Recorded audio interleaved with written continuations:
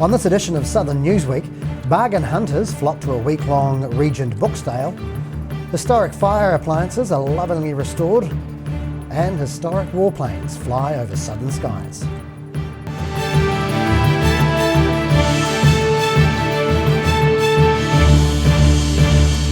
Kia ora, good evening, I'm Phil Vaughan. A major event on every book lover's calendar kicked off recently in Dunedin after a 2-year break due to COVID-19. The Star Regent 24-hour book sale is set to run until this Sunday. Thousands of second-hand books and other items for buyers to browse through. This is the 40th anniversary of Dunedin's popular Regent Theatre fundraising book sale. The event had to be cancelled over the last 2 years due to COVID-19, and even this year, restrictions mean only 200 buyers can be in the theatre at any one time. To get around that limitation, it's no longer a 24-hour sale. Instead, it's spread over 10 days, with book lovers being divided into 90-minute sessions to limit crowding. Yeah, it is different. There's not as many people. You're not sort of squeezing between people all the time. I really like it. I like this style. Yep, I think it's really good. A lot more room to move. And organiser Alison Cunningham says this year it's not a case of all the good books being snapped up early on. There's no pecking order for the way the books are organised. So if you come today and then you come in a couple of days, it's going to be a completely different set of books in the category that you're looking at.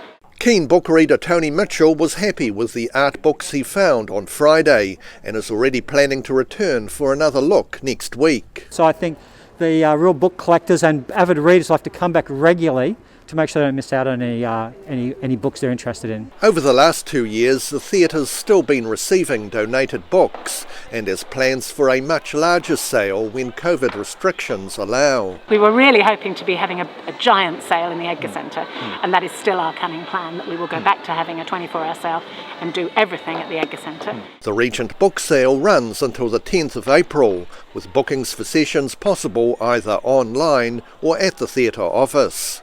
In Dunedin, the South Today. Queenstown Lakes District Mayor Jim Bolt is calling on Air New Zealand to restart direct trans-Tasman flights to Queenstown earlier than planned. Currently, Air New Zealand isn't planning to resume services between Australia and the Central Otago town until late June. Air New Zealand is taking a cautious approach to restoring direct flights between Australia and Queenstown. The airline won't be operating direct trans-Tasman flights into the resort town until the 24th of June, in time for the ski season. But District Mayor Jim Bolt says that's too late, with the popular tourist destination missing out on key dates for Aussie travellers. That takes us out of the April school holiday period, obviously Easter as well, when we would have expected a fair number of Australians to come across the ditch. Australian tourists can fly into New Zealand from the middle of this month, but will need to stop over in Auckland or Christchurch to get to Queenstown. Bolt believes that extra flight and the additional cost will be enough to put some travellers off. Not too many people are going to want to pay a domestic fare on top of the trans-Tasman fare to get here, so I think it's a major cork in the bottle for recovery at this point in time. Qantas is currently set to be the first airline to resume trans-Tasman flights into Queenstown from late May, with its subsidiary Jetstar in early June. Queenstown Airport Chief Executive Glenn Sowry doesn't believe the tourism industry will suffer too much from Air New Zealand's delay. So they'll be up and running well in time for the ski season. It'd be great if they could have come a bit earlier, but typically that's the shoulder season here in Queenstown for Australian travellers. Air New Zealand says it will continue to monitor demand and could adjust the schedule where possible. In Queenstown, the South Today. Tucked away in a warehouse in a Dunedin suburb is a unique collection of fire appliances, lovingly restored by the Dunedin Fire Brigade Restoration Society. The volunteer group is now looking for a new home for its collection to better showcase their treasures. Historic fire appliances in search of a new firehouse. For the last 10 years, the Dunedin Fire Brigade Restoration Society has been based in a workshop in Burnside, the collection living there rent-free thanks to the generosity of businessman and City Councillor Doug Hall. But the space has now been sold, and Building Subcommittee member Wayne Campbell says it's time to find a new location. Presently we're investigating a new building to house all our trucks, which will not just be a fire truck museum, it'll be based on a community thing, with a community meeting room for smaller clubs that don't have meeting rooms. They can use our meeting room. The Society hopes to find a suitable space where they'll be able to showcase classic car and motorcycle clubs alongside their fire trucks. And our idea for that is we will have 2 months of, say, the Zodiac Club, 2 months of the Chevrolet Club, and then later on we may have a collection of motorbikes. And that'll be open to the public on the weekends. Many of the volunteers involved in the group are former firefighters, like Melvin Milne. I joined the fire service in 1956. This follows in the footsteps of my father, who was also a firefighter and was the 4th officer in the Dunedin Metropolitan Fire Brigade. The Society boasts a collection of restored fire trucks, including this 1935 Ford V8, which were all once in service in Dunedin. And they came into service and they were very speedy. And there was a restriction put on them by the fire board to not to exceed 45 miles per hour in the town area. The Society's museum in Burnside is still currently open every Monday for members of the public to view the restored classic appliances. In Dunedin, the South Today. It was eyes to the skies last weekend as the Royal New Zealand Air Force marked their 85th anniversary with a series of flyovers across the country. Their classic piston-powered aircraft thundered over a number of towns and cities, entertaining anyone who was enjoying the outdoors. The Royal New Zealand Air Force celebrated its proud 85-year history in style over the weekend. 2 World War II aircraft, a Spitfire and Grumman Avenger, were joined by 2 RNZAF Texan trainers to perform a series of flypasts over major towns and cities. The Avenger's the slowest, but it still gets along well. We were cruising down today at 180 knots, which is comfortable for the entire formation. The Heritage Flight is a collaboration between the Air Force and civil organisations to commemorate and sustain the memory of New Zealand's military aviation heritage. Flight Commander of the Heritage Flight, Squadron Leader Michael Williams, says the new unit is aiming to bring a sense of pride and respect to their flying displays, while honouring those who originally flew the aircraft in World War II. The Heritage Flight itself is a new unit that we've stood up. Today we've brought the Avenger and the Spitfire down, and we've got a display team that we're using for today, and that has the addition of 2 Texans as well.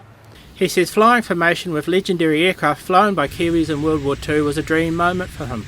It's a real pinch yourself moment. It's flying the Texan is great fun, but to look out the window and see an Avenger and a Spitfire is amazing.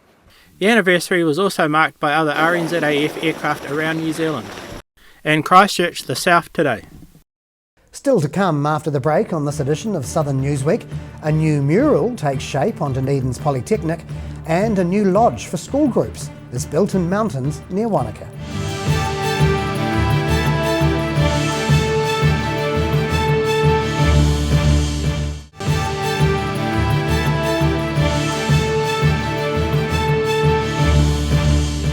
Welcome back. An artwork celebrating Māori connections has been painted on a building at Otago Polytech. Created by 2 students, the mural has taken the pair more than 4 months to complete.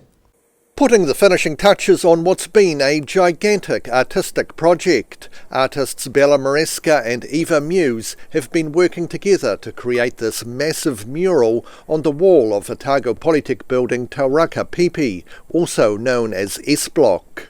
The artists say their work carries a message of regeneration and healing, which matches the values of the building it's painted on. The mural, called Hau Manu, features Maori mythology and is designed to be a colourful and welcoming piece of art. I think it's really important to make Māori students feel included in the physical space, which was part of the reason why I decided early on that I needed to include Māori values in it. The pair started designing the pieces around the middle of the year and were surprised it took them 4 months of painting to complete. We were wanting it to be finished in like 2 months.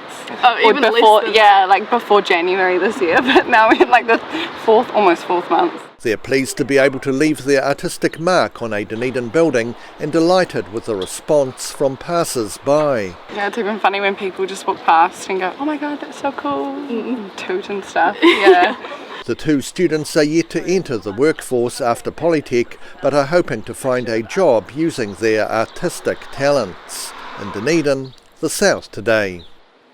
There's a new addition being made to the snow farm near Wanaka, with a new 36-bunk facility being built high up in the hills.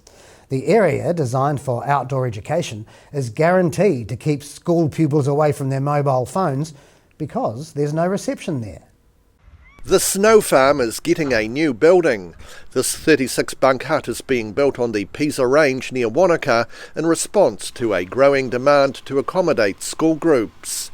Snow Farm Trust Chairman Q Belk says the area is ideal for alpine education, and the remote location has one big advantage for modern pupils. They're more likely to pay attention to lessons because there's no reception for their smartphones. This is a great teaching area, both for teaching Nordic skiing, alpine ecology, weather, snow dynamics, snow caving, a whole variety of things. Part of the reason the teachers like it now is that the students get off their phone because there's no reception. The new lodge is just part of a larger development of the alpine area that's been envisaged by the family who originally farmed these tussock-covered hills. John Lee is now in his late 80s and his wife Mary is delighted to see the first stage of the development nearing completion. It was John's idea to develop an alpine area, a Nordic area and a village in the middle. And he's been able to achieve eventually all these things. The village is still happening. Over the winter months, the snow farm's a popular destination for Nordic cross-country skiing. But when the snow's gone over summer, it's easy to see how delicate the landscape is. To help preserve the area, volunteers transplanted a number of alpine plants when development began. This overall, everything here is pretty fragile. You've got tussocks, you've got speargrass, and in terms of animals, you have some species of alpine lizards. It's been proven at Cadrona. Here, we think they're lizards. It's lizard habitat. We had to preserve the lizard habitat when we put the hut in and the road in. The new hut's being built by Breen Construction and is on track to open for guests by mid-July. Near Wanaka, the South Today. On Tuesday, the sole survivor of an horrific car crash which killed 5 teenage boys pled guilty to 5 charges of dangerous driving causing death. But the father of one of the boys killed in the Timaru crash says he's struggling to find any sympathy for the young driver. This is the aftermath of a major crash just outside Timaru in August last year, which killed 5 teenagers. Driver Tyrese Fleming survived the crash, pleading guilty today in the Timaru High Court to 5 counts of dangerous driving causing death. That plea still doing little to reduce the pain for one of the grieving fathers. But at the end of the day, you drink alcohol and put your keys in the ignition and drive. Why should somebody feel sorry for him when he's taking your kid's life? 15-year-olds Jarvany Drummond, Nico Hill, Andrew Goodyear and 16-year-olds Jack Wallace and Joseph McCarthy were all killed when the Nissan Bluebird they were travelling in smashed into a concrete power pole on August 6th last year. Stephen Drummond, the father of Jarvany, says it's been a struggle and there's much he can't control. I can't do much about it until, like, the whole system is a court system, and until it's at the end, I haven't got no say in any of the matters. And it's hard work, but at the end of the day, being here is not going to help me because it's not going to bring my son back. It's just to finish off the bits what's missing. The impact sliced the Nissan Bluebird in half, police describing the crash as one of the worst seen on South Island roads in decades. 19-year-old Tyrese Fleming suffered just moderate injuries in the crash. He was initially charged with 5 counts of manslaughter last year, before pleading guilty to the reduced charges of dangerous driving causing death. In Timaru, the South Today. A Christchurch event organiser has taken a unique approach to feeding those in need. Nyron Stanton has developed a large group of friends after providing meals for groups of homeless people and others once a week in the central city. Hot meals for those in need. Are you hungry? Do you want some food? It's free. It's a call from Nyron Stanton to anybody passing his spot in Latimer Square most Thursdays. He's the son of Kevin Stanton, guitarist and songwriter from the 70s band My Sex. And helping those in need is something that's been a long passion for Nyron since his early days in Sydney. Now working as an event organiser in Christchurch, he says the idea to feed those in need came to him a few months ago while he was out of work. And because of COVID, I was wondering what to do with my skills and my organising skills. And so I decided, well, you know, I have an interest in the homeless feed and streeties and low-income feeds because of what I used to do when I was a child. I used to go around at 7 years old and I used to have money and I used to go into caves in Bellevue Park in Sydney and feed homeless people, and I used to get money from all kinds of places to do that. And so this is kind of a manifestation of that when I've got nothing to do. He raised enough to start his idea, initially handing out packets of fish and chips, and later found groups of homeless people waiting for him in Latimer Square each week. They would all sit down together and share their stories, something he found very cool. Now he's getting food truck owners on board and helping them to provide free hot meals for those in need, paid for by the money he's raised. Food trailer owner, chef Tracy Cashin, says she enjoys the experience of helping others. They come and go. You know, they come and sit and have something to eat, fill their bellies, and then off they go. He's planning to stay in Latimer Square, but is open to donations from people and businesses who support the mission. He'd also like to make those Thursday events more social, bringing in musicians to entertain those looking for more social interaction. In Christchurch, the South Today. Thank you very welcome, Madonna. Lovely to meet you. Still to come after the break on this edition of Southern Newsweek, a pet oxalotl gets a new name and a golf tournament swings into action.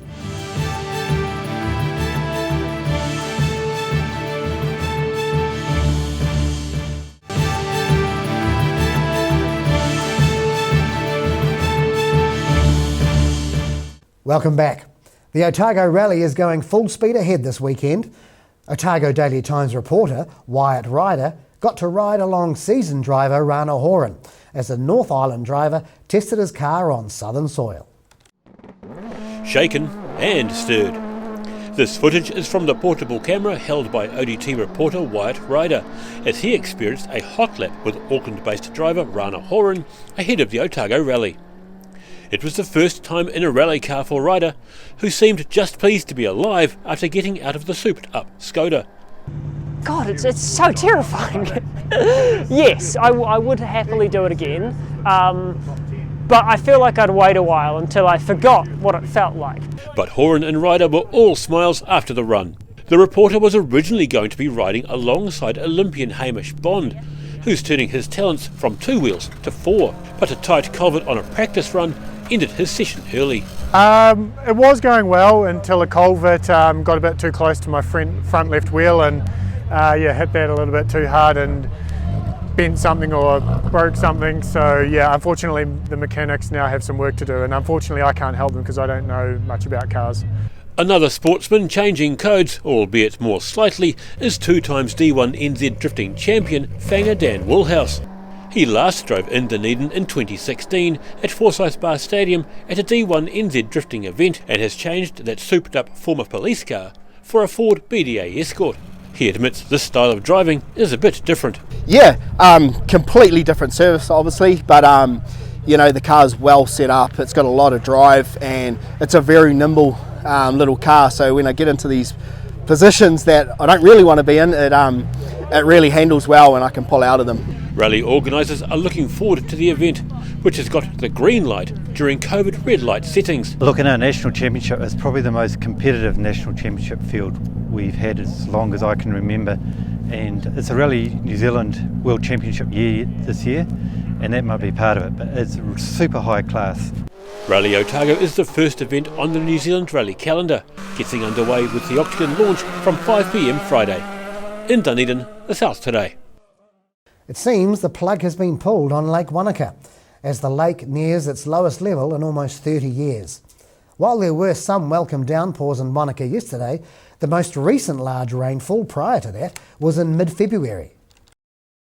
A stark sight along central Wanaka's lakefront. Official monitoring by the Otago Regional Council confirms Lake Wanaka's water has dropped by around 2 metres in just over a month. I've kind of looked at the records of the lake level over the past number of years, and in my own memory I can't really think of a time it's got this low so quickly apart from the early 90s. And I think what's special about the last couple of months, and this has been spoken to me by farmers in the local area too, that have that history of knowledge of the place, that January was strange where we had a really dry period, and in February we got all the rain that we got in February basically in 36 hours, and we saw the lake come up very quickly. And then again it's like someone's pulled the plug on it again this month, and it's got low very quickly. Wanaka freshwater ecologist Chris Arbuckle has concerns about the recent triple whammy of a drought, flash flood and another drought in 3 months. He also believes the rapid drop in lake levels and potential for a rapid rise could threaten many native species. We've probably lost a lot of native fish that exist in those tributaries because that's where they have a future. So yeah, that's the thing. If this happens more and more, we lose some of the species that is precious to us. So, yeah. If it continues to happen, he says the creatures in the lake's ecosystem will get stressed and many could die. The last big low for Lake Wanaka was almost 30 years ago in July 1992, when the lake dropped to 276.2 metres. In Wanaka, the South Today.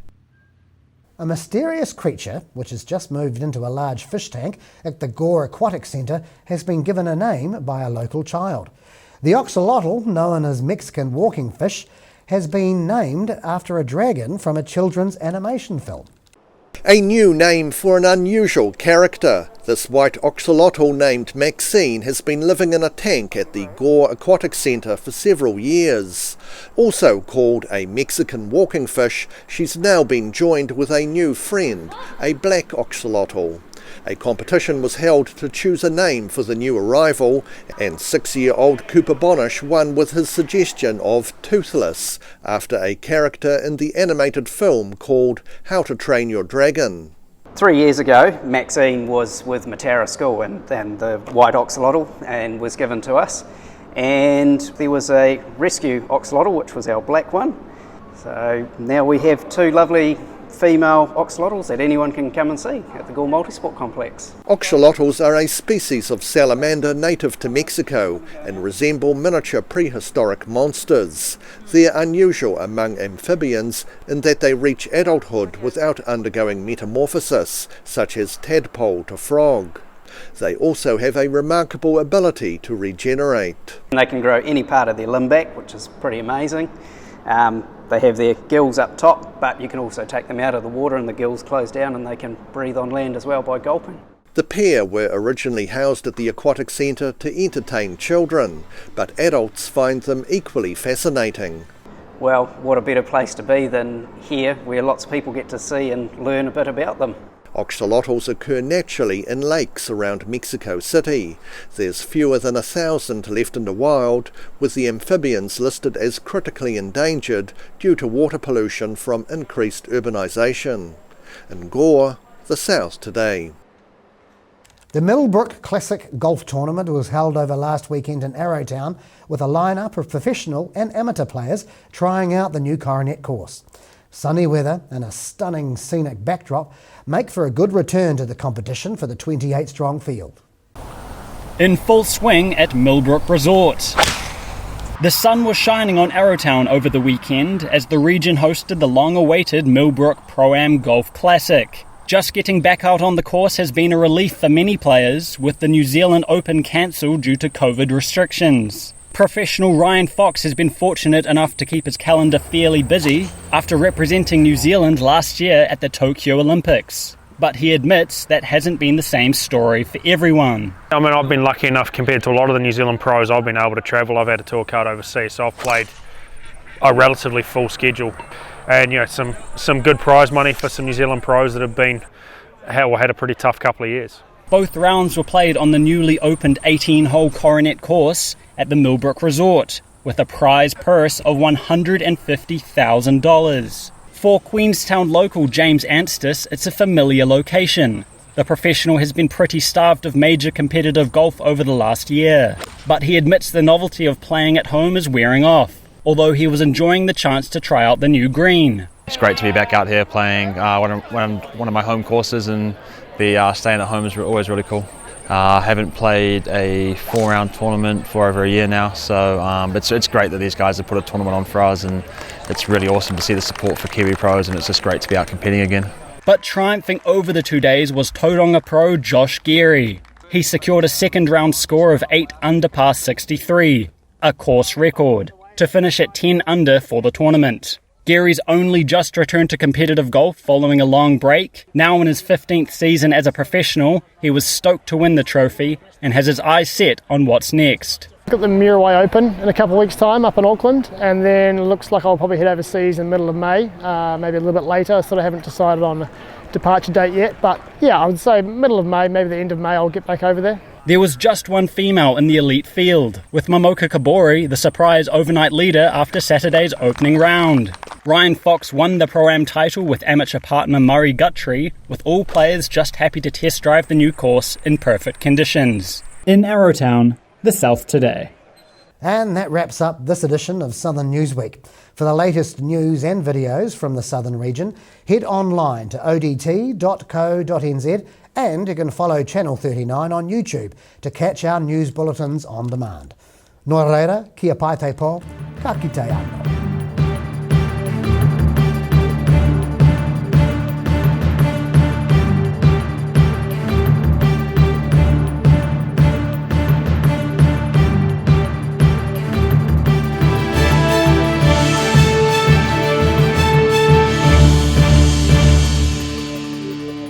Public interest journalism funded through New Zealand On Air.